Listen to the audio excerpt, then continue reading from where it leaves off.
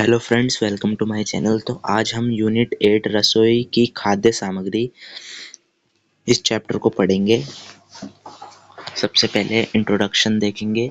रसोई में विभिन्न व्यंजन तैयार करने के लिए उपयोग किए जाने वाले कच्चे माल और सामग्रियों को रसोई की वस्तुएं अर्थात खाद्य सामग्री कहा जाता है।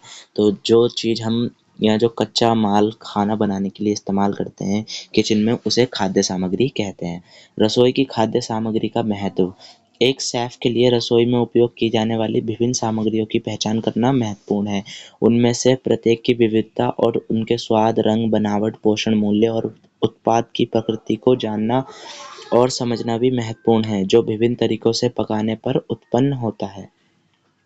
रसोई की वस्तुओं को उनकी उत्पत्ति के अनुसार वर्गीकृत किया जा सकता है। पौधों और जानवर।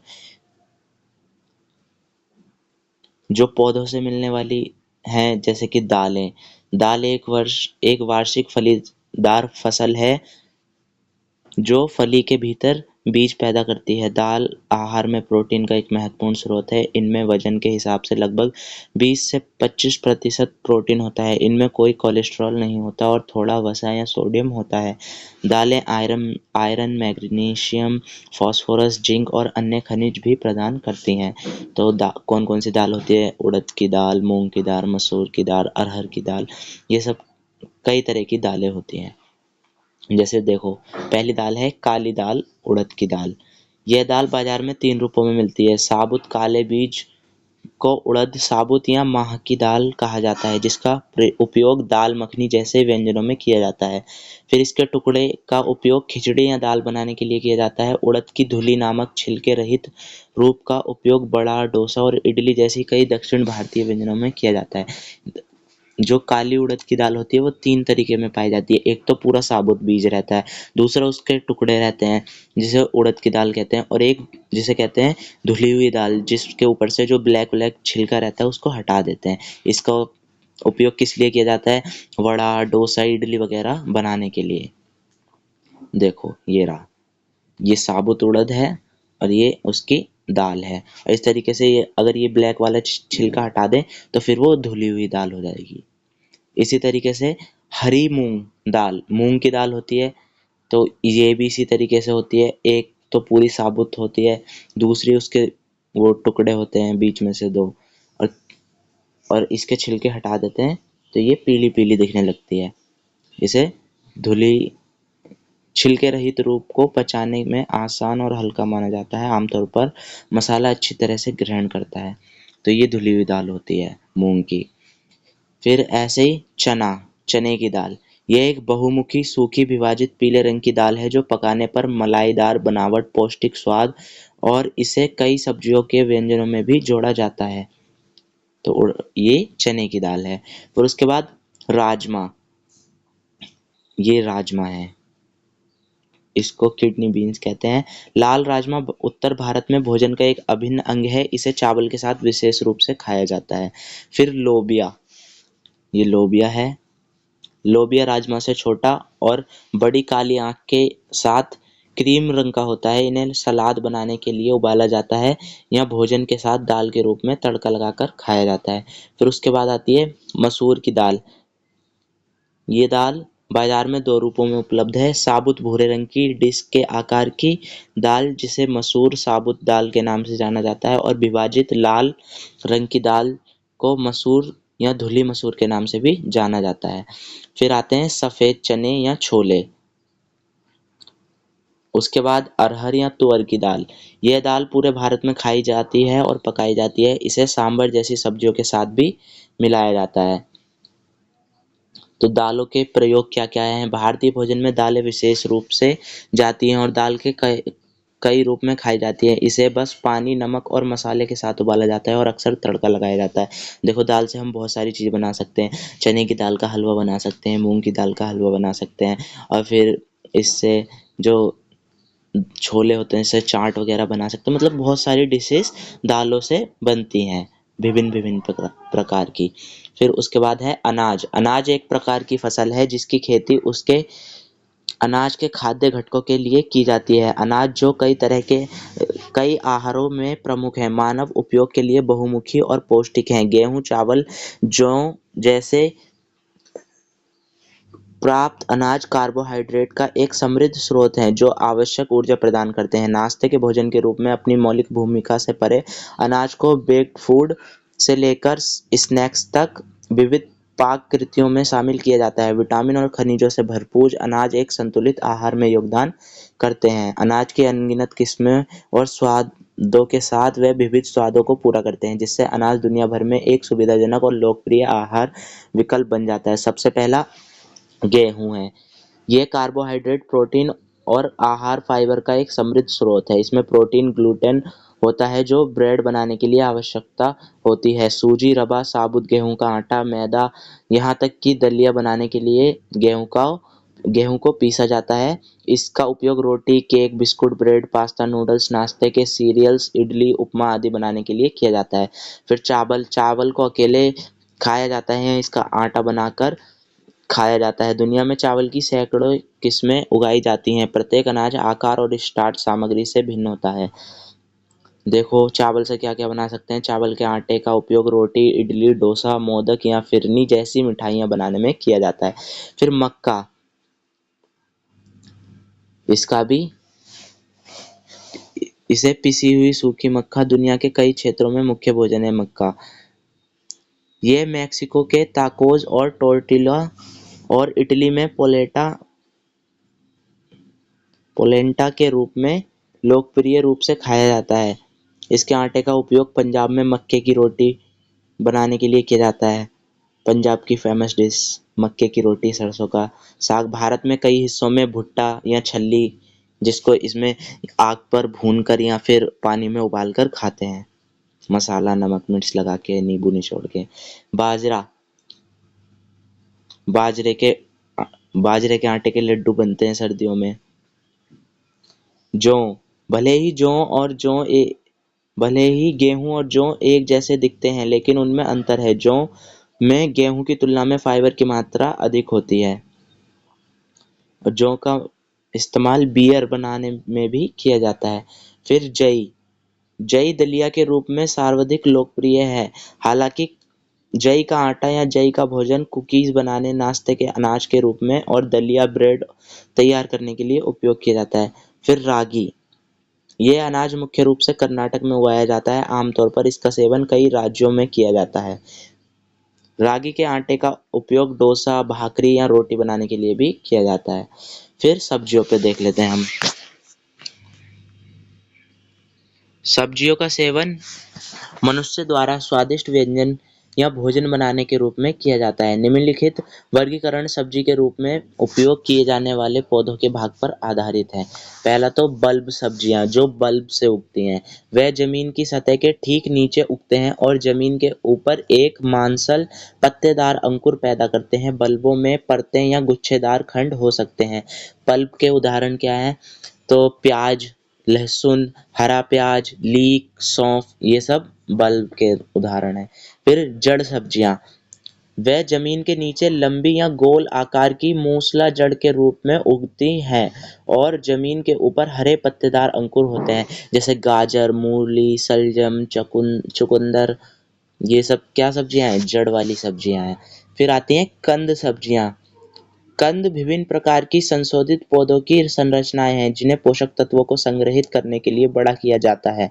वह जड़ या तना हो सकते हैं। आलू, शकरकंद, अदरक, हाथी रतालू, ये सब आती हैं कंद में। हल्दी भी कंद में ही आती है। फिर देखते हैं फूल सब्जियां। ये कुछ पौधे के खाने योग्य फूल हैं। जैसे कई सारे पौधे ऐसे होते हैं जिनके फूल हम खा सकते हैं, जैसे फूल गोभी, ब्रोकली और ये पत्ता गोभी। और फिर उसके बाद आती हैं फल सब्जियां। किसी पौधे के मांसल फल सब्जियों के रूप में खाए जाते हैं। कृपया याद रखें कि यह एक पाक वर्गीकरण है। वैज्ञानिक रूप से ये सब्जियां एक पौधे के फल हैं, लेकिन खाना पकाने में हम इन्हें सब्जियों के रूप में प्रयोग करते हैं, जैसे शिमला मिर्च, खीरा, बैंगन, टमाटर, लौकी, करेला, तोरई, भिंडी। पत्तियों वाली सब्जियां, पौधों की खाने योग्य पत्तियां जैसे पत्ता गोभी, सलाद, सरसों के पत्ते, पालक, मेथी के पत्ते, ये सब पत्ते वाली सब्जियां हैं। धनिया, मेथी, सोया, ये सब क्या है? पत्ते वाली सब्जियां जिनके पत्ते हम खाते हैं। और फिर आती हैं फली वाली सब्जियां जैसे मटर हो गई, फ्रेंच बीन्स हो गई। फिर उसके बाद आती है तने वाली सब्जियां जैसे शतावरी, अजवाइन, कोहलबी, ये सब क्या क्या है? तने वाली सब्जियां। फिर आते हैं कवक सब्जियां, फंगी सब्जियां। मशरूम की सभी किस्में इस श्रेणी में आती हैं जैसे button mushroom, एनोकी, shiitake, truffle, oyster mushroom. ये सब जितने भी मशरूम होते हैं इसे भी हम खा सकते हैं, मतलब सब तो नहीं जो खाने योग्य है। फिर सब्जियों का उपयोग हम खाना बनाने के लिए करते हैं, विभिन्न प्रकार की डिशेस बनाने के लिए करते हैं, और नाश्ता बनाने में करते हैं, मिठाइयाँ बनाने के लिए करते हैं। जैसे गाजर का हलवा बनाते हैं, लौकी का हलवा बनाते हैं जिसको कहते हैं घिया लौंज, और गाजर के हलवे को गाजर, और जो पेठा होता है उसके पेठे की मिठाई बनती है। आगरा की फेमस है पेठे की मिठाई। पकी हुई सब्जियों को ड्रेसिंग और अन्य सामग्रियों के साथ मिलाकर एक पौष्टिक सलाद भी बनाया जा सकता है, और ब्रेड या पेस्ट्री भी बना सकते हैं। सब्जियों से सॉसेस वगैरह बनते हैं, चटनी बनती है टमाटर की। फिर फल प्रकृति के जीवंत खजाने, स्वादिष्ट और पोषक तत्वों से भरपूर होते हैं। विटामिन, खनिज और एंटीऑक्सीडेंट से भरपूर वे स्वस्थ आहार में योगदान करते हैं। जामुन की रसदार मिठास से लेकर सेब के ताजा कुरकुरापन तक, फल समग्र कल्याण को बढ़ावा देते हुए विविध स्वाद प्रदान करते हैं। विभिन्न प्रकार के फलों को शामिल करने से स्वाद और पोषण मूल्य दोनों बढ़ जाते हैं। फलों की कुछ सामान्य किस्में हैं जैसे पपीता है, पपीता बहुत पौष्टिक फल है। केला है, तरबूज, खरबूज है, आड़ू है, आम है, सेब है, नाशपाती है, संतरे हैं, मौसमी है, अनानास है, अनार है, छोटे मांसल फल हैं, बेरीज, ब्लूबेरीज, मलबेरी, स्ट्रॉबेरी। फलों का उपयोग पोषण के अच्छे स्रोत होते हैं, पहली बात तो ये, और इसे हम कच्चा भी खा सकते हैं। फलों का सलाद भी बनाया जा सकता है। कुछ फलों का उपयोग अचार बनाने के लिए भी किया जा सकता है जैसे कच्चा आम, और फलों का उपयोग जैम, जलेबी, मुरब्बा और चटनी बनाने के लिए किया जाता है। विभिन्न प्रकार के शेक, स्मूदी बनाने के लिए, केक, पेस्ट्री में सजावट के लिए और टॉपिंग वगैरह के लिए भी उसका इस्तेमाल किया जाता है। फलों की प्यूरी बनाकर सॉस भी तैयार की जाती है। फिर उसके बाद आती हैं जड़ी बूटियां, हर्ब्स। ये कुछ पौधों की पत्तियां हैं जो आमतौर पर समशीतोष्ण जलवायु में उगते हैं। वे मुलायम तने वाले गैर काष्ठीय पौधों की पत्तियां हैं। खाना पकाने में उपयोग की जाने वाली अधिकांश जड़ी-बूटियों का कुछ न कुछ औषधीय महत्व होता है।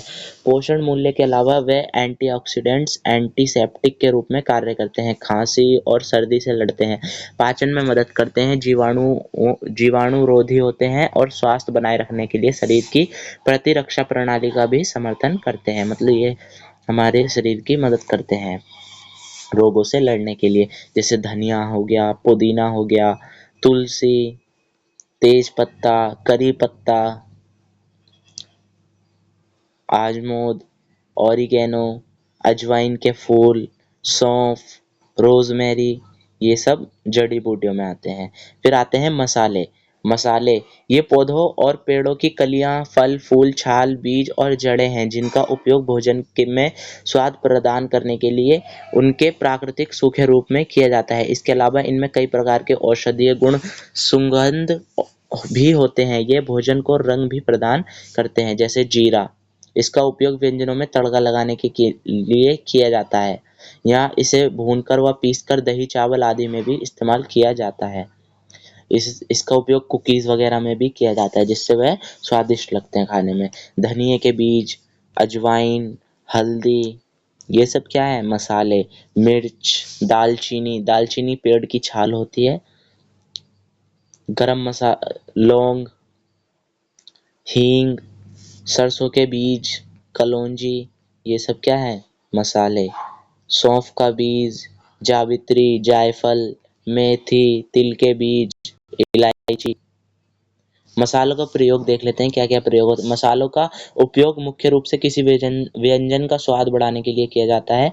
आमतौर पर स्वादिष्ट व्यंजन बनाने के लिए मसालों को एक दूसरे और मुख्य सामग्री के संयोजन में उपयोग किया जाता है। सभी मसालों में कुछ न कुछ औषधीय गुण होते हैं। यदि समझदारी से उपयोग किए जाएं तो वह मसाले सामान्य संपूर्ण स्वास्थ्य में योगदान करते हैं। इनका उपयोग भोजन को रंग प्रदान करने के लिए भी किया जाता है। जैसे हल्दी, हल्दी का उपयोग करते हैं। जब हम हल्दी डालते हैं तो क्या सब्जी का रंग पीला हो जाता है। वसा और तेल, अब देखो वसा में क्या क्या आ सकता है। विभिन्न प्रकार के तेल आते हैं, जैसे जो हमें एक तो प्लांट से मिलते हैं और दूसरा एनिमल से मिलते हैं। एनिमल से जैसे घी हो गया।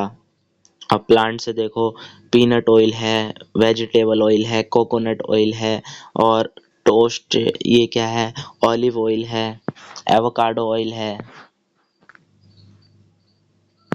ये सब हमें प्लांट से मिलते हैं। नारियल का तेल है, देखो सबसे ज़्यादा हम सरसों के तेल का इस्तेमाल करते हैं अपने घर में आमतौर पर खाना बनाने के लिए।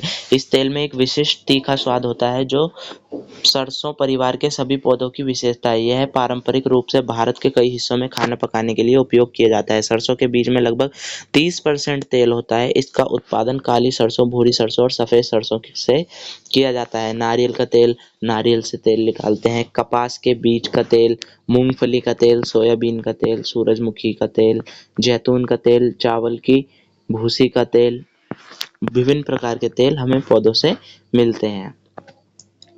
वसा और तेल का उपयोग, वसा और तेल दोनों का उपयोग खाना पकाने के माध्यम के रूप में किया जाता है। तड़का लगाने, तलने, भूनने आदि के लिए वसा और तेल का उपयोग किया जाता है। तेल का उपयोग सलाद की ड्रेसिंग तैयार करने में किया जाता है। आटे को मुलायम करने के लिए किया जाता है।